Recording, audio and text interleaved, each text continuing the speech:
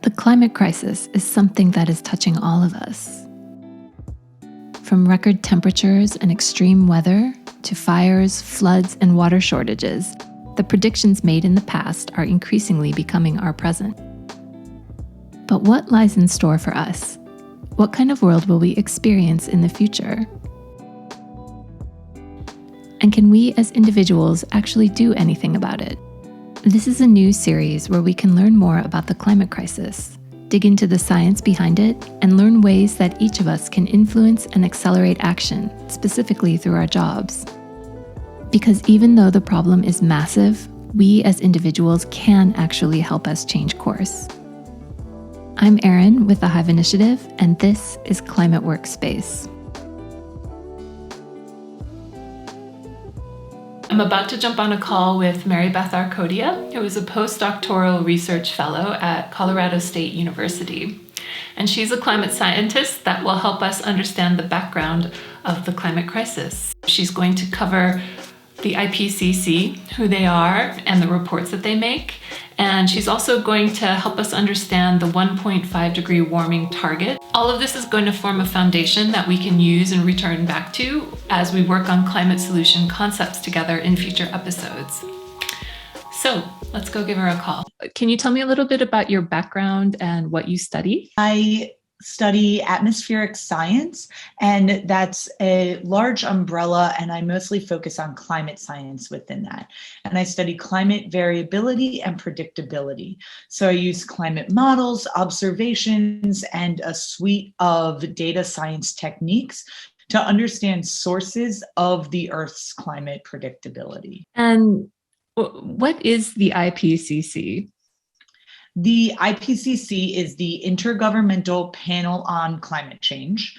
It's an intergovernmental body, and it's part of the United Nations. And it's responsible for advancing knowledge specifically on human-induced climate change. It was really created to provide policymakers with periodic scientific assessments on climate change, the implications of climate change, and future risk of climate change. Would they make a bunch of reports? What exactly are these reports that we hear about? These reports provide a scientific basis for governments to develop their policies, and it also helps with negotiations, especially at the UN Climate Conference. The IPCC states that their assessments are policy relevant and not policy prescriptive. So what that means is that they are providing information about different projection scenarios of climate change and the risk, the implications of those different scenarios, but the IPCC reports do not tell policymakers the actions to take. It's just a huge undertaking with scientists, policymakers, economists from around the globe. That's why we only have these releases every 6 to 10 years. What is their position on climate change? The latest report is very clear. The IPCC position on climate change is that the human influence on the Earth's climate is unequivocal. That is a statement taken directly from the IPCC report. And unequivocal meaning? That there is no room for uncertainty. Often in the IPCC report, there are uncertainty calculations, error calculations, and different amounts of certainty and confidence are quantified. The human influence on the Earth's climate is no longer a question. It's not something that has room for debate of whether humans are influencing the climate. That is what is meant by the human influence on the Earth's climate is unequivocal. In their reports, what did they cover in the first report versus this report that's just come out? So the first report came out in 1990, and the main conclusion from that report is that they were certain that emissions resulting from human activities were increasing greenhouse gases in the atmosphere. The second report that came out in 1996 stated that there were projections of future global mean temperature and sea level rise. How those two reports differ from the latest report that came out is again going back to that unequivocal statement. While the first few reports were stating that humans are playing a role, that activities are increasing greenhouse gases, the latest report is firm in its stance that humans are influencing the climate, and beyond that, to an unprecedented level. Additionally, the latest report focuses more on a risk solution framework, and they focus on this for all three of the groups that they have, which is a report for policymakers, a technical report that comes out, and then the full report focused on adaptation mitigation efforts. And so within each of these, there's risk solution frameworks. The IPCC also reports that the evidence is stronger than before that the world is warming, primarily due to human influence, and the dangers of climate change and the extreme events and the impacts from climate change are threatening human life and biodiversity.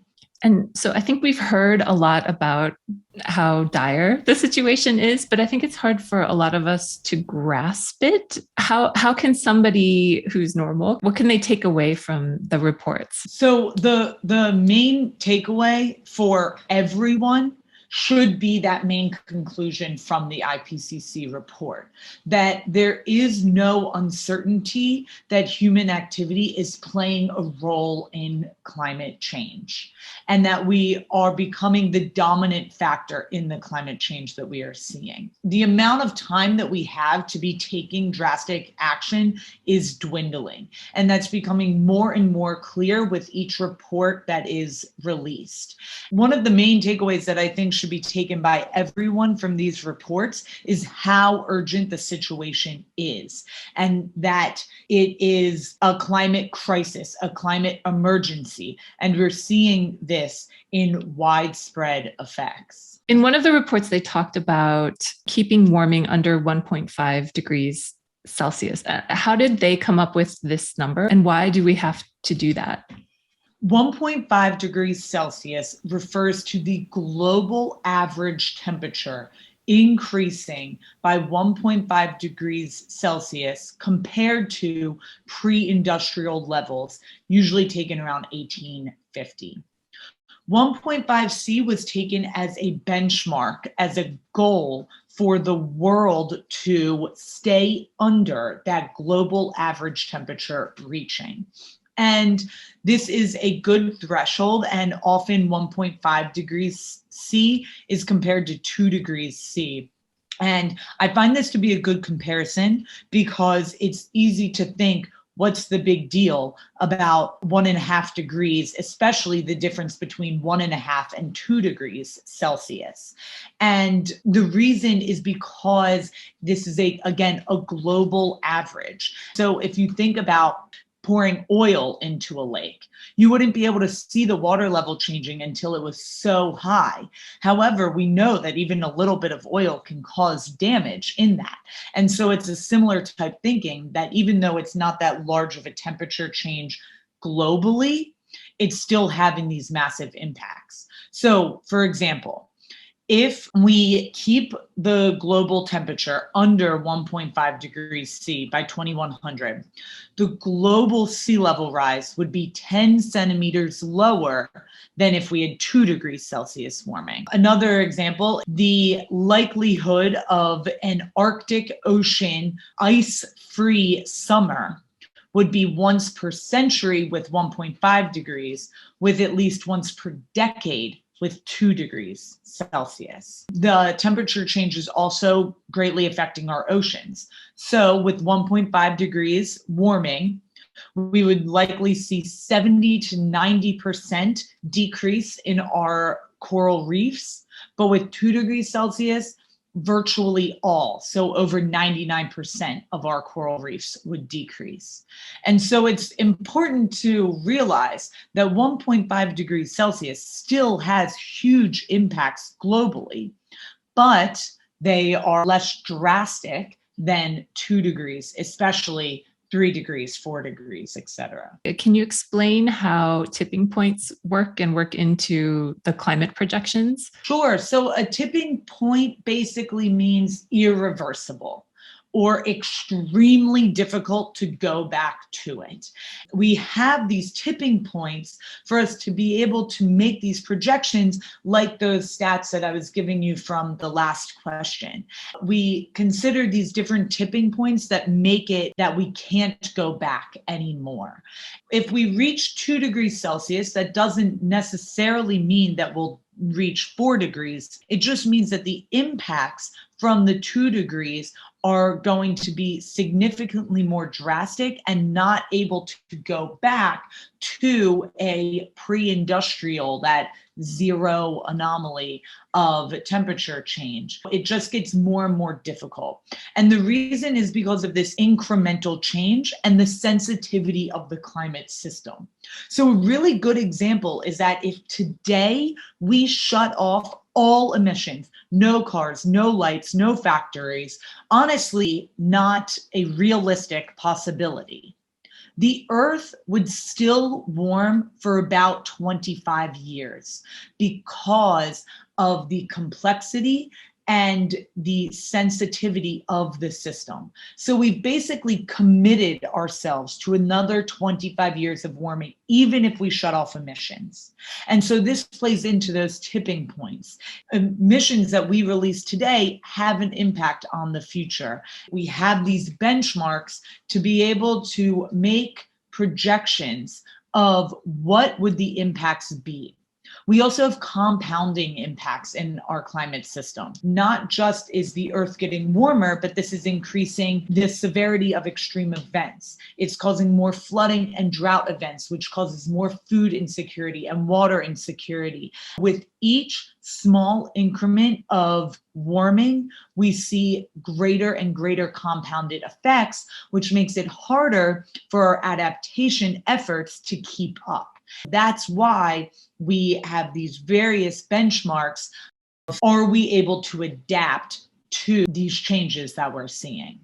With all of that, where are we exactly now? We are about 1 degree Celsius warmer than the 1850 levels. We use what's called a carbon budget. How much carbon are we able to still release to be able to maintain that 1.5 degrees C? And the latest report is showing that we have about 9 to 10 years left within that carbon budget to be able to decrease it to stay below that 1.5 degrees Celsius. So now we have the foundation on the climate crisis.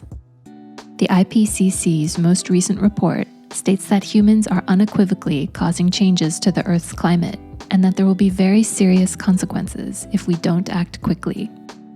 We have less than 10 years to reduce greenhouse gas emissions and prevent us from surpassing the 1.5 degree warming and its acute effects. But what will our world look like if we continue to emit as much as we do today? And does individual action actually help? In the next video, we'll talk about the outcomes we are likely to see if we continue on our current business as usual track, and what can be done to change course. Climate Workspace is a project of the Hive Initiative. We are committed to encouraging and supporting climate action in the workplace. Find more information and tips on our Instagram, LinkedIn, and at hiveinitiative.org.